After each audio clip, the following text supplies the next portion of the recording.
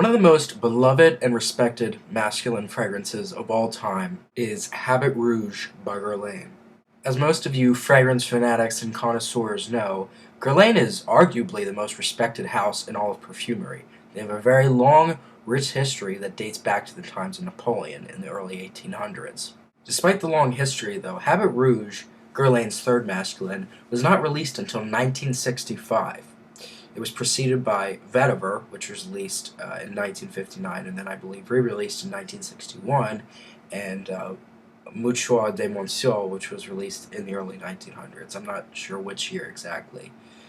Nevertheless, Habit Rouge really is a unique, satisfying fragrance of its own.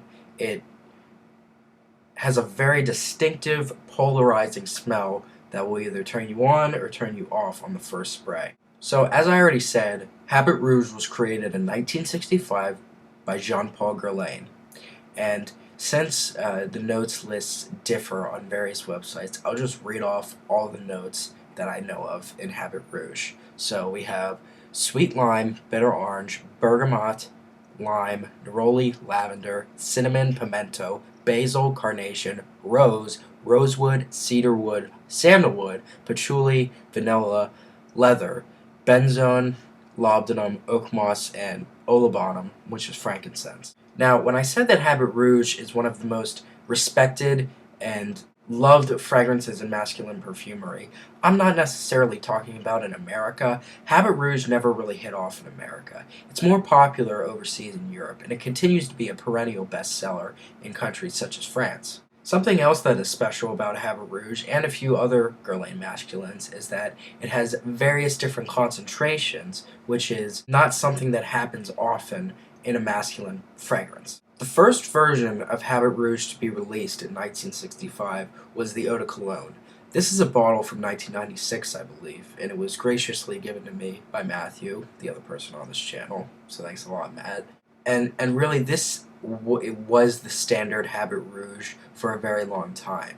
The Habit Rouge Eau De Toilette was actually not launched until 1988, 23 years after the launch of the original Eau De Cologne. The Eau De Toilette was launched in the late 80s to meet the demand for stronger, longer-lasting fragrances. Nevertheless, despite being an Eau De Cologne, the original Habit Rouge Eau De Cologne is one of my favorite fragrances and a very long-lasting fragrance that projects well. Now, this is one of the few times you'll hear me quoting Luca Turin, but in his book Perfumes, the A to Z Guide, he describes Habit Rouge as sweet dust. The main accord or smell that makes Habit Rouge famous is a sweet, dusty, kind of sparkly smell. It's a citrus and powdery sort of smell. I would attribute the powderiness to the mixture of rosewood, neroli, and some other things. But it's a sweet, powdery smell, sort of like Fruit Loops, if you will, for the first couple minutes. But that sweet, powdery smell differs in each concentration of Habit Rouge. But mainly that is the main accord, the central accord in Habit Rouge that defines it. That sweet, dusty, powdery kind of smell. It's not really masculine by any means in the popular sense of the word, but at the same time, it has become masculine by acclamation, and that's part of what makes it so approachable. Yes, it's powdery, but at the same time, it's approachable, it's lovable, it's very human. So, as I said before, the Eau De Cologne was the first concentration of Habit Rouge released in 1965. Also, in the late 60s, I believe, there was an Eau De Cologne dry version of Habit Rouge, and I have not smelled that one, but I do see bottles pop up on eBay and other various websites from time to time. The Eau De Cologne is probably my favorite version because it is not too powdery. It opens up smelling a lot actually by like maple syrup. It does have powderiness to it, but it's a very smooth, controlled sweetness that balances out greatly with the citrus and neroli.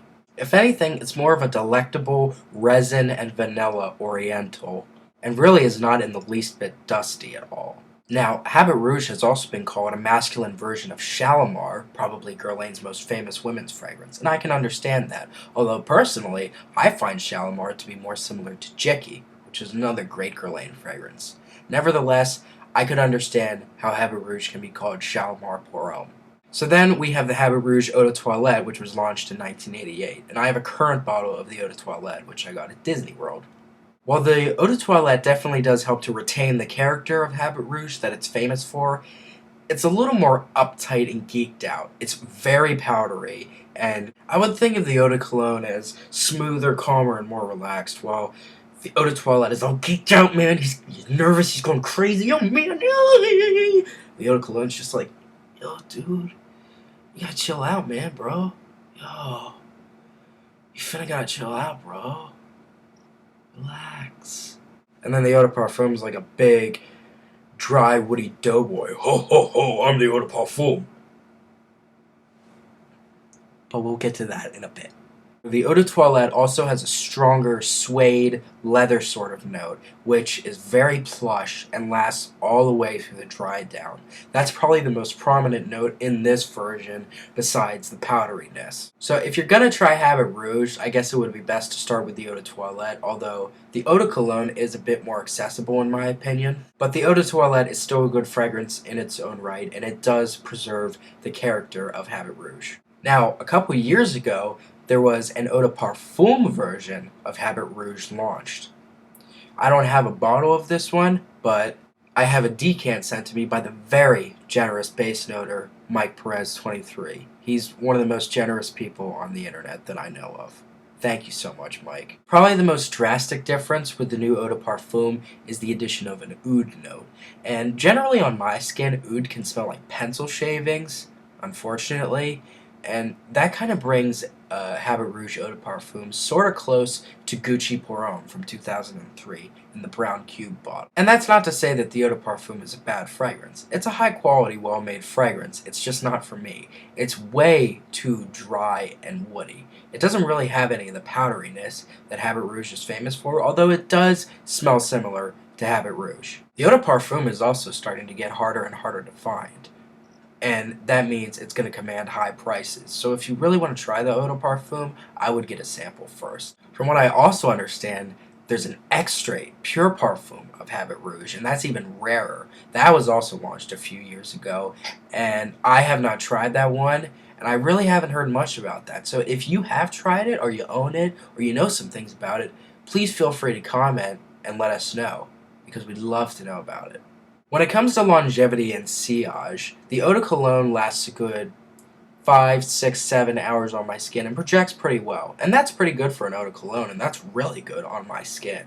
The Eau de Toilette, as expected, has higher projection and lasts longer, about 10 to 12 hours on my skin, and projects better, but I do prefer the Eau de Cologne. Finally, the Eau de Parfum, which has about the same longevity and projection as the Eau de Toilette, although it's actually a little more subtle on my skin. So, while my personal favorite version is the original Eau de Cologne, every version of Habit Rouge is worth trying, especially if you're into fragrances. You may not like it, that's understandable. It's a respectable, lovable fragrance that can be worn by anyone of any age or gender. It works perfectly as a unisex fragrance. And it's popular with famous people, for example, Keith Richards of the Rolling Stones. So, if you're looking for a satisfying, well-made masculine fragrance with many different facets, Habit Rouge by Guerlain is worth checking out. That's my review for today, and look forward to more reviews and videos in general coming in the near future. See you guys later!